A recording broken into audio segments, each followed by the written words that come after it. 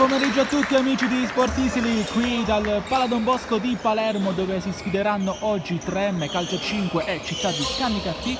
Un saluto qui da Gabriele Rispetta. Adesso è tempo per la 19ª, adesso è tempo per 3M Canicattì. Mister Lamendola riprende però palla il 3M, Runfolo, il destro! Ancora Runfolo! E la rete che porta in vantaggio il 3M, ha segnato il numero 19 che quindi continua a trovare gol. Palazzotto, Ricotta, ancora lui, entra in area Ricotta, Palazzotto! A porta sguarnita, c'era solo Brancato a chiudere, manda fuori. Ancora il numero 13, apre l'altra parte del campo, Fregapane in aria, palo pieno! Non ha avuto ancora tanto spazio, attenzione Ricotta, battelo Pinzino! E poi però manda fuori. Ancora Ricotta, in mezzo a 3, Ricotta!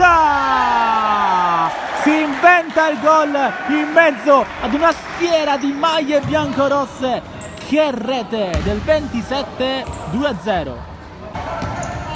Non si intende con Gangemi, la Runfolo colpisce lo Pinzino, incredibile, insiste, la Rosa, che gol, 3-0. Ottima idea, Runfolo, illusione nel gol, prova Brancato, dove ribra il destro, poi il sinistro, colpito, non c'è niente. Non è fermato però, la Rosa lo ha, la Rosa, lo Pinzino, Branca, è buono per Furno, 3-1, riprende palla Runfolo, ancora lui, Runfolo aspetta, prova il destro, si insacca fuori, lo Pinzino che ha già messo in moto Brancato, il tiro di Brancato, Viruso una volta, Furno manda alto, è il 3M, triplice fischio. Neroverdi che continuano a vincere e continuano a inseguire il sogno playoff